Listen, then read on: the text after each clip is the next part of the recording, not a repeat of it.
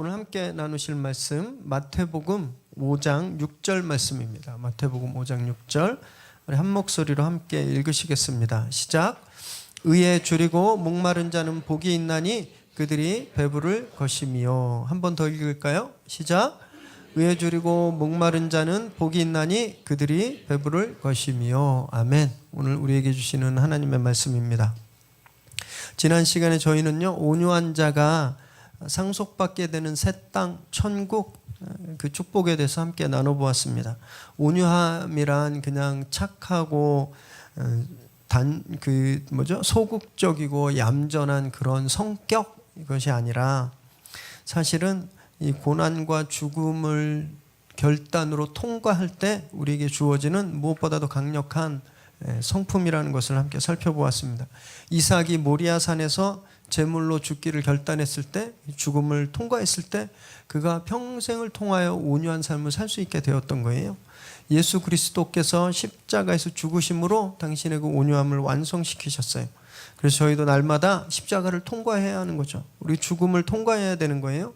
그래야 저희가 이 땅에서 온유함의 능력을 보이며 그 성품으로 살 수 있는 것이죠. 그럼 땅을 기업으로 받게 된다고 저희가 함께 나눴습니다. 오늘은요, 네 번째 축복입니다. 네 번째 축복. 굶주리고 목마른 자들에게 임하는 축복의 말씀을 함께 나눌 텐데, 오늘 말씀을 통해서 저희들의 목마름이 정말 채워지게 되는 축복이 함께하기를 소망합니다. 저희는 항상 무엇에 대해서 목말라 합니다. 인생, 그냥 태어나면서부터 우리 안에 딱 새겨진 거예요. 참을 수 없는 기본적인 욕구죠. 늘 배고프고 또 목말라 합니다. 애기들이 그래서 시도 때도 없이 우는 거예요. 배고프면 울고 목마르면 울고 그런 겁니다.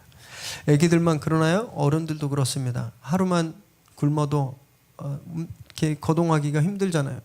이렇게 제가 젊었을 때는 안 그랬는데 나이 먹어가면서 배고프면 막 신경질 나더라고요. 신경질. 그래서 그때 알았어요. 아, 왜 어르신들이 주머니에 사탕, 캔디 이런 걸 갖고 다니시나. 신경질 나시니까. 음식 없이는 살 수가 없는 거예요. 물 없이는 살 수가 없습니다. 우리 안에 그냥 딱 새겨져 있는 거예요. 그런데 우리는요, 이런 기본적인 욕구, 음식이나 물에 대한 목마름뿐만이 아니라 우리 안에는 다른 것에 대한 목마름도 있습니다. 다른 것에 대한 목마름. 하버드 대학교의 하워드 가드너 교수가 리딩 마인드라는 책을 썼습니다. 그분이 여기서 뭐라고 이야기했냐면요, 세상에서 가장 강한 힘은 목마름이다. 시대를 이끌어가던 리더들의 공통점 역시 시대 변화를 애타게 추구하던 목마름이었다. 이렇게 정의했습니다.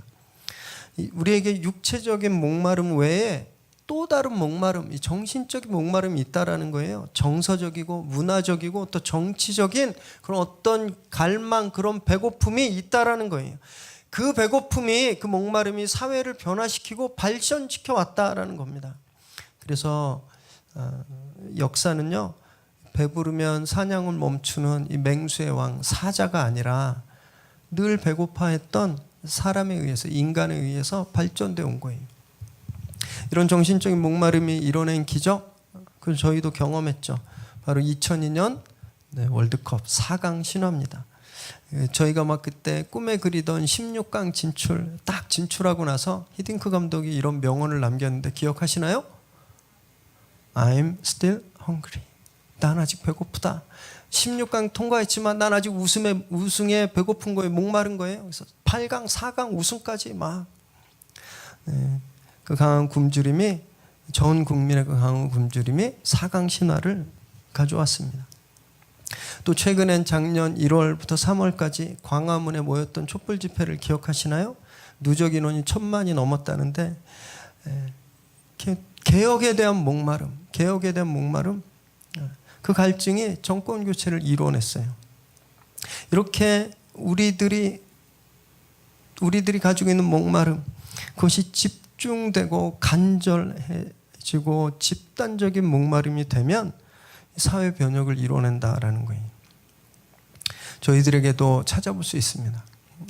간절한 목마름이 있어요. 밥으로 채워지지 않는 것. 밥 먹었는데 뭔가 허전하시죠. 디저트를 안 드셔서가 아니라 다른 부분이 허전해서 그러신 거예요. 항상 우리를 배고프게 배고프게 만드는 어떤 것이 있어요? 뭐냐 하면 매일매일 열심히 노력하는 것 있으시죠? 매일매일. 다른 건 다 포기할 수 있어도 절대 포기 못하는 어떤 것이 있어요. 그래서 계속 생각해요. 시간을 제일 많이 드리고 관심을 제일 많이 갖고 있는 것, 그것이 우리가 가지고 있는 그런 목마름이라는 거예요. 이런 것들을 좀 정리해 보면요, 보통 돈, 명예, 성공, 힘 또는 가족, 관계, 사랑 이런 것들이죠. 이런 것. 저희가 그런 것들 계속 목말라 하고 있죠. 그죠? 밥 먹었는데 실현당한 형제는요, 밥 먹어도 안 채워져요. 안 채워져요. 그래서 계속 폭식하고 그러는 거죠. 사업에 실패하면 아무리 먹어도 만족함이 없는 거예요. 그런 목마름이 채워지지 않기 때문에. 그래서 참 아이러니한 건요, 이런 목마름, 이런 배고픔은 절대 완전히 채워지지 않는다는 겁니다. 완전히 채워지지 않는다는 거예요. anxiety라는 영어 단어가 있습니다. anxiety라는 영어 단어. 이 단어의 뜻이 열망, 갈망 이런 뜻이에요. 근데 이 단어에 어떤 뜻이 있는지 아세요? 두려움, 불안 이런 뜻이 있는 거예요. 뭐냐면요, 부족하니까 어떤 것에 대한 열망이 생긴 거예요. 그래서 간절히 원해요. 근데 그것이 채워지면 또 다른 근심이 온다라는 거예요. 우리 인생이 그런 삶이라는 거예요. 영원히 채워질 수 없는 삶. 우리 삶의 목마름은 절대 채워지지 않는다라는 거예요. 정말 그래요. 그죠? 살아오시면서 지금까지 이런 목마름이 다 해결된 적이 없으시잖아요. 한 고비 넘기면 다른 고비가 찾아와요. 이제 됐다 싶으면 또 불안한 일이 생기고 근심하고 그러시잖아요. 우리를 영원히 배고프지 않게 하는 것, 우리를 갈등이 안 나게 하는 건 이 세상에 없다는 겁니다. 이 세상에 없다는. 히딩크 감독이 그래서 2002년부터 지금까지 계속 목말라 하는 거예요. 우승에 대해서. 지금까지 말씀드린 두 종류의 목마름, 갈증, 우리 육체적인 목마름, 정신적인 목마름, 이것은요, 이 세상에서 절대 채워질 수 없는 것입니다. 모든 인생들이, 그리고 모든 역사적으로 존재했던 집단들이 이것을 벗어나려고 했지만 성공할 수 없었어요. 성공할 수 없었어요. 그런데 오늘 주님이 우리에게 이런 말씀을 하고 계시는 거예요. 채워질 수 있는 목마름이 있다. 그래서 축복을 만들어내는 목마름이 있다라고 우리에게 말씀하시는 겁니다. 그것이 바로 영적인 목마름이라는 거예요. 오늘 본문 한 번 더 읽어보실까요? 시작. 의에 줄이고 목마른 자는 복이 있나니 그들이 배부를 것이며. 다른 목마름들은 비참한 거예요. 다른 목마름들은 만족함이 없어요. 계속 불행할 뿐인데 이 목마름은 채워진다라는 거예요. 그래서 축복이라는 거예요. 그것이 무엇일까요? 여러분, 여기서 의라고 되어 있는 건 디카이오시네라는 단어입니다. 디카이오시네. 이걸 단지 소셜 저스티스, 사회정의 이런 뜻으로 해석하면 안 돼요. 물론 교회는요, 의무가 있습니다. 교회에게 주어진 의무가 있어요. 반드시 사회적 죄에 대해서 항거해야 되고, 아모스 5장 24절 말씀처럼 이 시대 정의를 물같이, 공의를 강같이 흐르게 해야 되는 사명이 교회에겐 있습니다. 그래서 우리는 부정한 것에 대해서 잘못했다고 이야기를 해야 돼요. 모른 척하면 안 돼요. 그런데 그 부정한 사회적 구조가, 질서가 바뀌었다고 해서, 그 악한 구조가 끝났다고 해서 의가 완성되는 것이 아니라는 거예요. 절대 그럴 수 없어요. 왜 그런지 아세요? 이 세상엔 의로운 존재가 하나도 없기 때문에 그렇습니다. 로마서 3장 10절 말씀 함께 읽으실까요? 시작. 의인은 없나니 하나도 없다. 한 번 더 읽을까요? 시작. 의인은 없나니 하나도 없다. 이 세상에 의인이 없어서 그래요. 이 세상에 다 죄인이에요. 죄인들이 아무리 모여서 정의를 외치고 공의를 외쳐도 그냥 그때뿐인 거예요. 필연적으로 또 불의는 반드시 생겨나고 곰팡이처럼, 독버섯처럼 그냥 생겨나는 거예요. 왜냐하면 우리가 다 죄인이니까. 우리나라 근현대사만 보도요, 이 말이 진리라는 것을 금방 알 수 있습니다. 저희가 악마 같았던 일본 제국주의로부터 독립을 목말라 했습니다. 그래서 그 갈증이 채워졌어요. 독립했죠? 정의가 이루어졌나요? 천만에요? 이승만 정권과 야합한 친일 세력들이 득세했어요. 그래서 엄청난 부정부패를 저질렀습니다. 그래서 4.19 혁명으로 그 악한 정권이 끝나서 정의가 완성됐나요? 아니죠. 5.16 군사 쿠데타로 파쇼 정권이 들어섰어요. 그래서 무려 18년 동안이나 집권했습니다. 그 독재자가, 그 박정희가 죽어서 봄이 오는가 했어요. 그래서 1979년 가을부터 10월부터 1980년까지 서울의 봄이라고 불리는 것처럼 사람들이 민주화에 대해서 목말라 하고 그것이 이루어지나 했는데 이루어졌나요? 천만의 말씀이죠. 광주 학살을 주도했던 전두환 신군부에 의해서 또다시 역사는요, 또다시 군사 독재로 흘러갔어요. 1986년 민주화 투쟁으로 막 사무실에 일하던 분들까지 다 거리로 뛰쳐나가서 얻어냈습니다. 대통령 직선제. 그래서 최초로 민선 대통령이 뽑혔어요. 그래서 정의가 이루어졌나요? 아니에요. 여전히 사람이 죽어갔고 살인과 폭력은 사라지지 않았습니다. 그러면 예수 믿는 사람이 대통령 됐다고 달라졌나요? 대형교회 장로님 대통령 됐어요? 역대 최고의 금융비리 혐의로 지금 재판받고 있잖아요. 제가 503호는 얘기도 안 하겠습니다. 너무 잘 알고 계셔서. 여러분, 그러면요, 촛불로 탄생한 이번 정부는 정의를 이룰 수 있을까요? 천만의 말씀이에요. 물론 비교적 민주적이고 공평한 제도들, 그런 행정들은 내올 수 있겠죠. 기대하지 마세요. 의인이 하나도 없는 거예요. 다시 타락할 겁니다.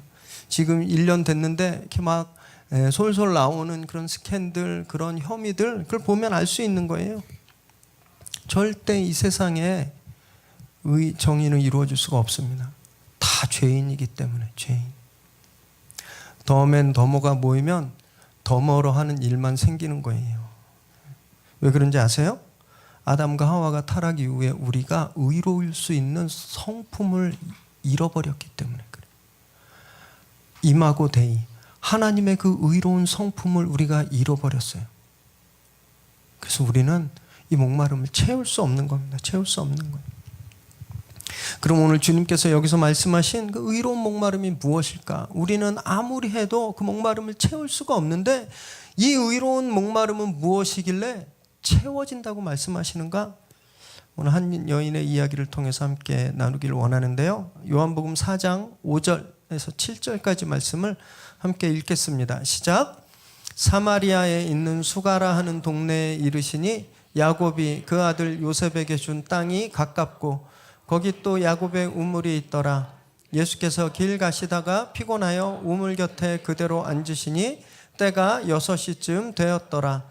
사마리아 여자 한 사람이 물을 기르러 왔음에 예수께서 물을 좀 달라 하시니, 예수님께서 남쪽의 유대를 떠나서 북쪽에 있는 갈릴리로 가시면서 사마리아 수가성에 들리게 되셨는데 거기서 한 여인을 만나셨어요. 이 여인이 오후 6시, 우리로 말하면 정오입니다. 12시. 12시에 물을 기르러 나온 참이었어요. 보통 이스라엘 사람들은 이 시간에 돌아다니지 않습니다. 햇빛이 너무 뜨거워서 서늘한 곳에서 쉬거나 잠깐 낮잠을 자는 그런 시간이었어요. 물은 아침 일찍 또는 저녁에 길러 다녔어요. 그런데 이 여인은요, 남들이 돌아다니지 않는 그 시간에 물을 길러 왔다는 거예요. 목이 말라서 물은 필요했지만 사람들을 마주치기가 싫었던 거예요. 성경에서는 그 이유를 이 여인의 처지 때문이라는 것을 알려주는데, 같은 장 16절에서 18절까지 말씀 함께 읽습니다. 시작. 이르시되 가서 내 남편을 불러오라. 여자가 대답하여 이르되 나는 남편이 없나이다. 예수께서 이르시되 내가 남편이 없다 하는 말이 옳도다.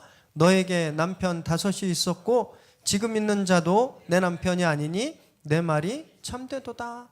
이 여인이 사람들의 눈을 피하고 사람들을 가까이 하지 않았던 건 남편이 많았었기 때문이다 라고 말하고 있는 거예요.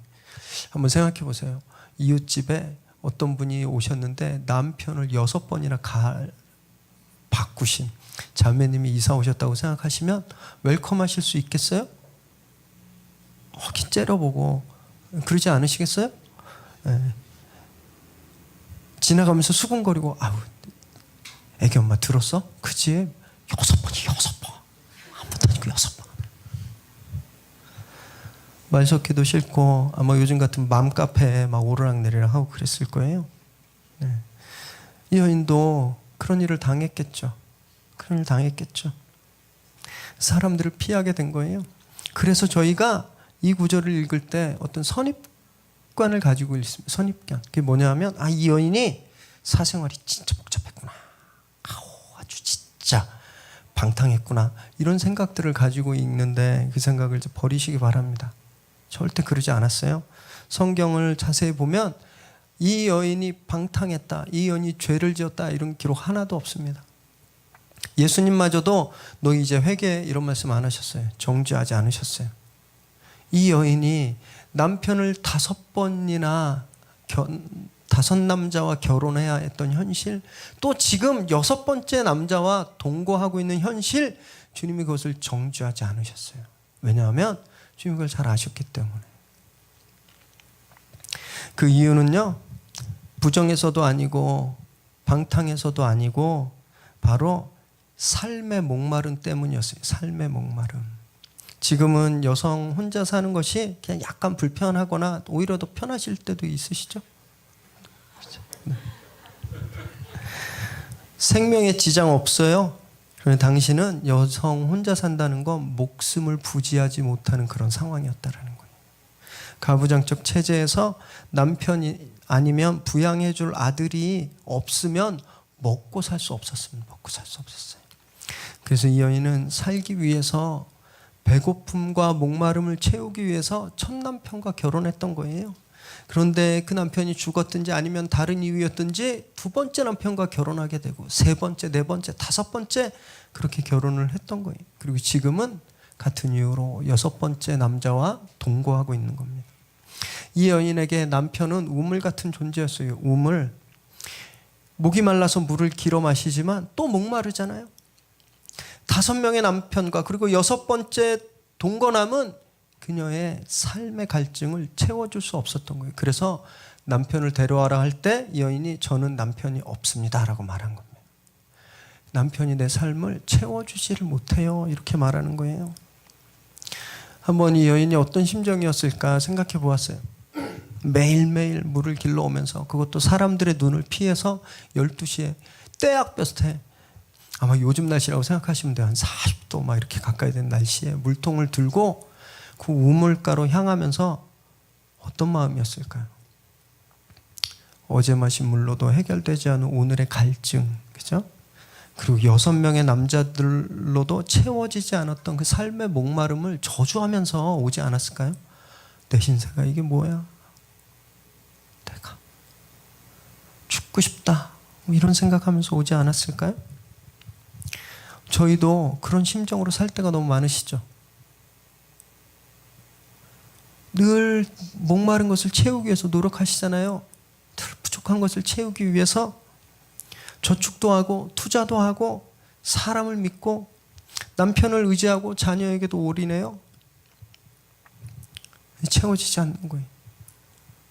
심지어 교회도 그렇게 그래서 다니는 분 계시기도 해요. 훈련은 받고 직분 얻고 봉사하고 막 인정받고 싶어서. 그래서 자기의 경력이나 내공을 막 쌓으면 뭐 채워지지 않는 어떤 갈증들이 채워질까 봐 막 그렇게 열심히 하는 거예요.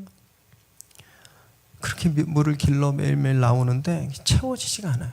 금방 또 목마르니까. 이만큼 벌었다고 생각했는데 더 목마름이 있는 거예요. 20평대 살다가 30평대 아파트에 목마름이 생겨요. 30평대 가서 한 6개월쯤 살다 보면 40평대는 어떨까 이런 목마름이 생기는 거예요. 교회 열심히 가서 집사 직분을 받으면 권사 직분에 대한 목마름이 생기고 장로 직분 받으면 수석 장로가 되고 싶은 갈증이 생기는 거예요. 작은 교회 다니다 보면 큰 교회는 어떨까? 큰 교회 가고 싶네 이런 목마름이 생기고 그래서 대형 교회 가면요 거기서 또 다른 목마름이 있어요. 주목받고 싶은 갈증. 채워지지 않아요. 채워지지 않아요. 더 많은 재산을 쌓아도 큰 평수로 옮겨도 유명한 교회 큰 교회를 찾아다녀도 오늘 이 수가성의 여인처럼 그 목마름이 해결되지 않는 거예요. 그 목마름이. 그러니까 행복하지가 않는 거예요. 많이 가졌는데 전혀 만족함이 없어요. 이 목마름이 해결되지 않으니까. 오늘 그렇게 목마름에 시달리고 있는 여인에게 주님께 이렇게 말씀하세요. 요한복음 4장 14절 15절 읽습니다. 시작. 내가 주는 물을 마시는 자는 영원히 목마르지 아니하리니 내가 주는 물은 그 속에서 영생하도록 솟아나는 샘물이 되리라. 여자가 이르되 주여 그런 물을 내게 주사 목마르지도 않고 또 여기 물 기르러 오지도 않게 하옵소서. 바로 내가 너의 그 목마름을 끝낼 영원한 마르지 않는 생수다라고 말씀하셨어요.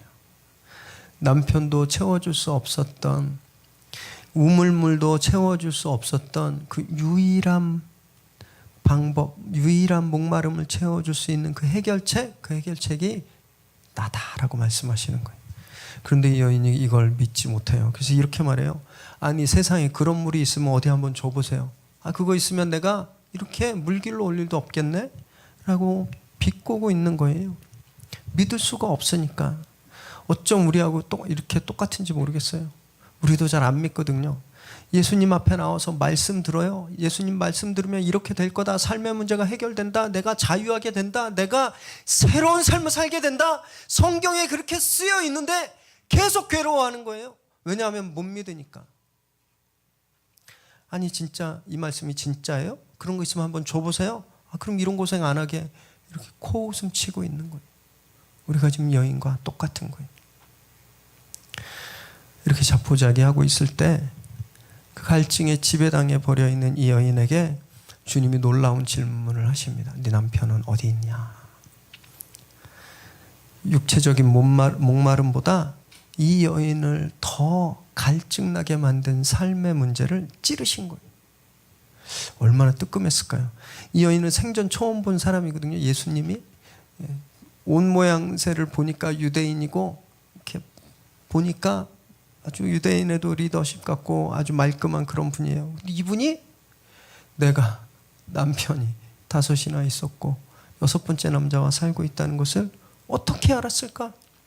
충격받았습니다. 그제서야 이 여인의 태도가 바뀌어요. 주님께 집중합니다. 요한복음 4장 19절에서 21절 함께 읽겠습니다. 시작. 여자가 이르되 주여 내가 보니 선지자로소이다.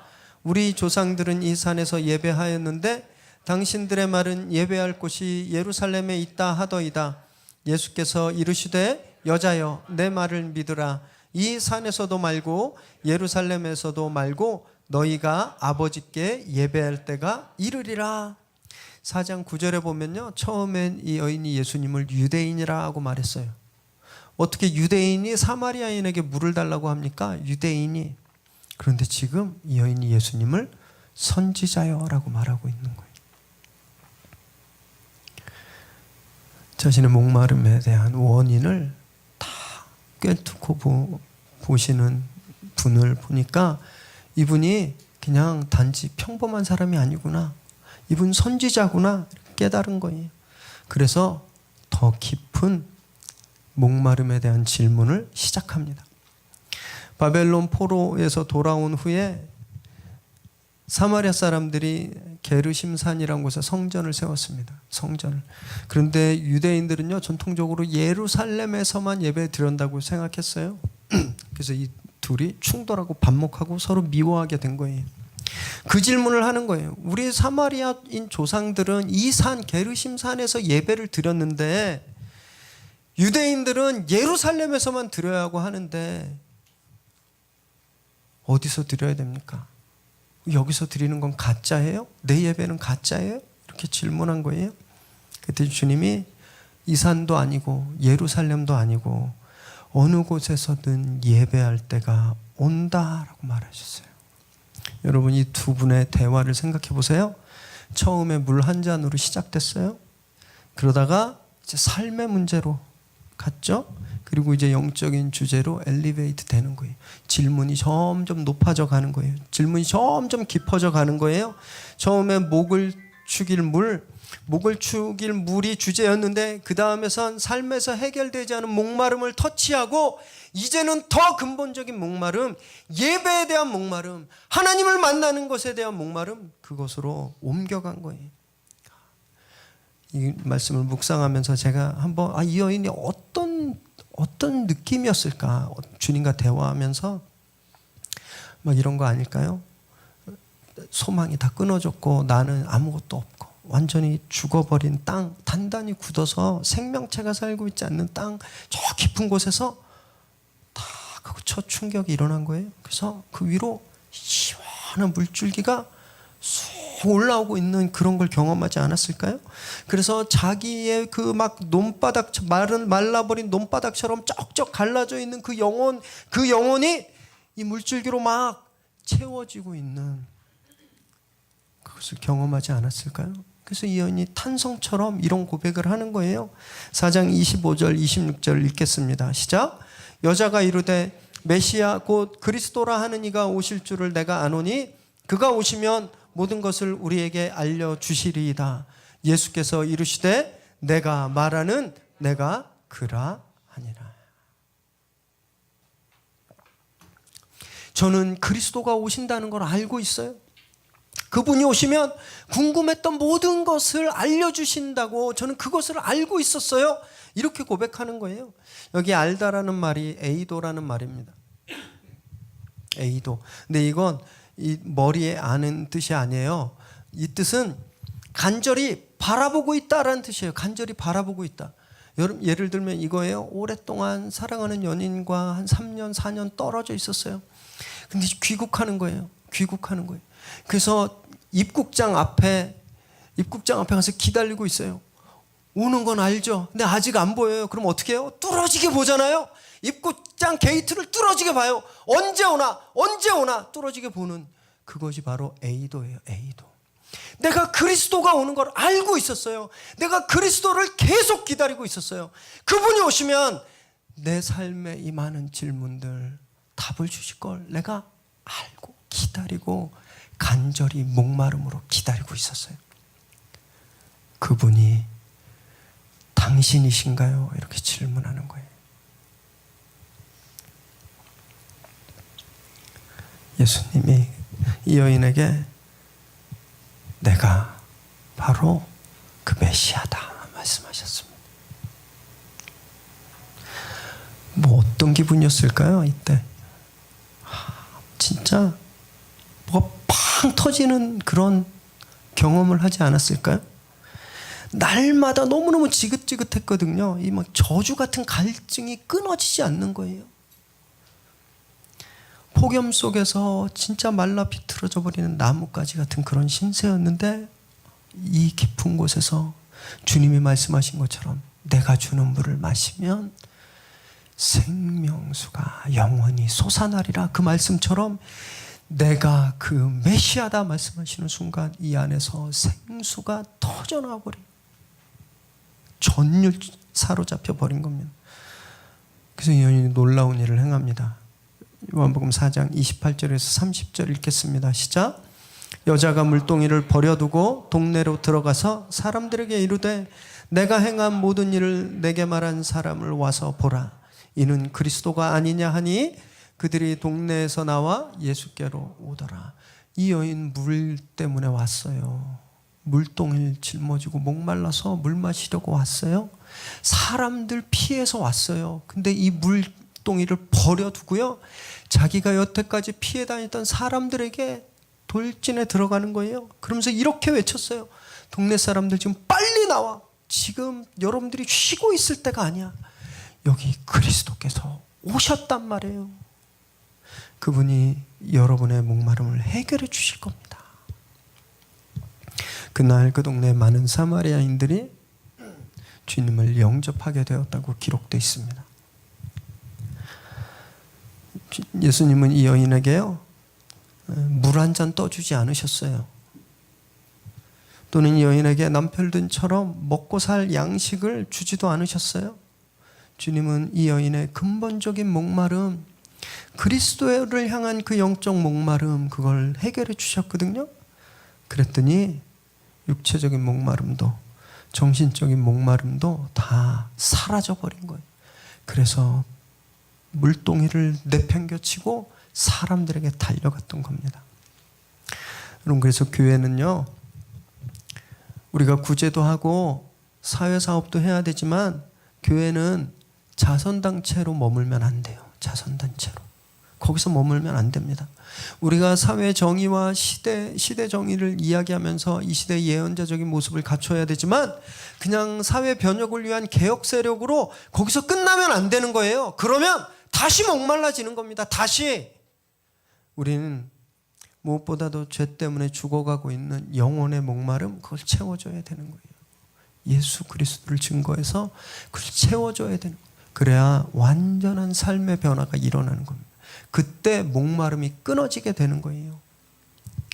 저는 여기 계신 우리 모두가 이 여인처럼 이런 충격적인 시원한 이런 경험을 모두 다 누리게 되기를 정말 바랍니다. 우리 내일 또 그 목마름 채우기 위해서 출근하셔야 되잖아요. 그렇죠? 지금 예수님 앞에 앉아있는 이 순간도 우리를 목마르게 만드는 삶의 그 갈증들 때문에 고민하고 계시잖아요.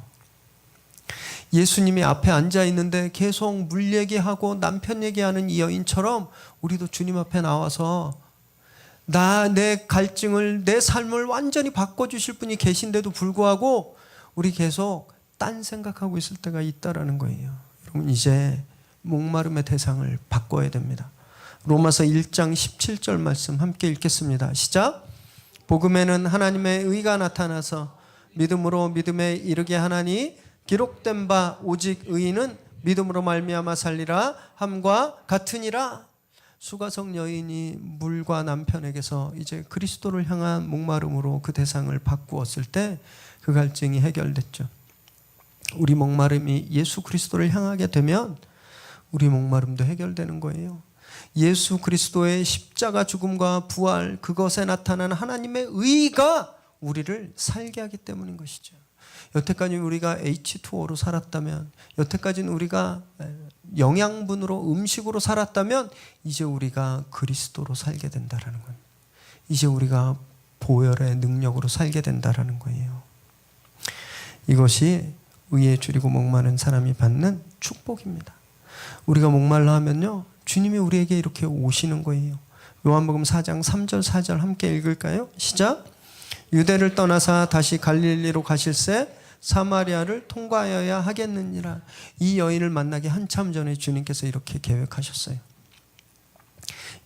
이 여인은요, 우물가에서 예수님을 우연히 만난 게 아니에요. 예수님이 그렇게 하시도록 계획하셨습니다. 유대인들이 사마리아인들을 너무너무 혐오했어요. 과거에 아수르의 살마네셀 왕이 이스라엘을 점령했을 때 아수르 사람들을 강제로 사마리아로 이주시켰습니다. 그래서 섞어 살게 했어요. 한참 후에 알렉산더 대왕이 이 가나안을 점령했을 때 자기 나라 사람들을 이주시켰어요. 완전히 피가 섞인 사람들. 그래서 유대인들은 이곳을 저주받은 땅이라고 생각했습니다. 걸어가지도 않았어요. 남쪽에서 북쪽으로 갈 때 통과해 가면 굉장히 빨리 갈 수 있는데 일부러 요단강 쪽으로 멀리 돌아갔습니다. 그 땅을 밟는 그 자체가 너무 저주스럽고 죄이기 때문에, 불결했기 때문에. 그런데 예수님이 내가 사마리아로 들어가야 되겠다 말씀하신 거예요. 왜냐하면 매일 물을 길어도 목마른 이 여인, 남편을 6명이나 두어도 그 삶의 굶주림이 해결되지 않았던 이 여인, 그러면서도 그리스도를 향한 그 갈증으로 날마다 힘들어하고 있었던 여인, 이 여인을 만나기로 작정하신 거예요. 그리고 그 여인을 찾아오셨죠.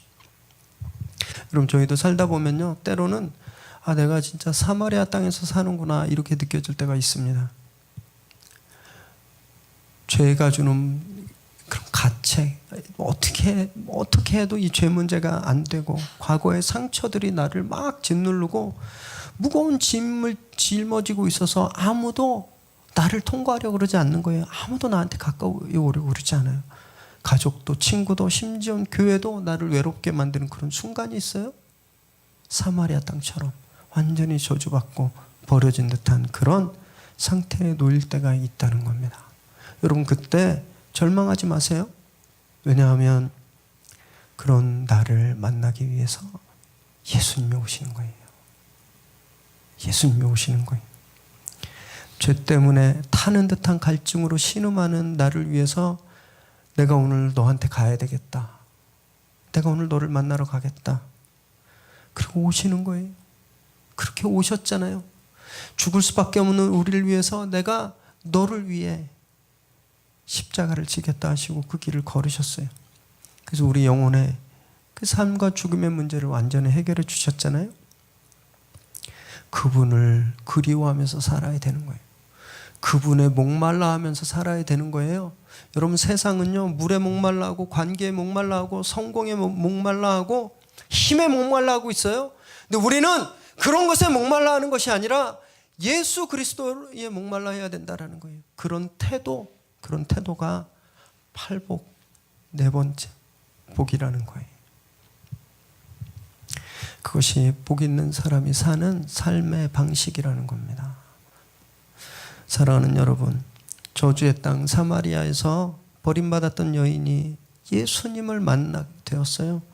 그래서 그녀가 목마름부터 영원히 자유로워졌어요.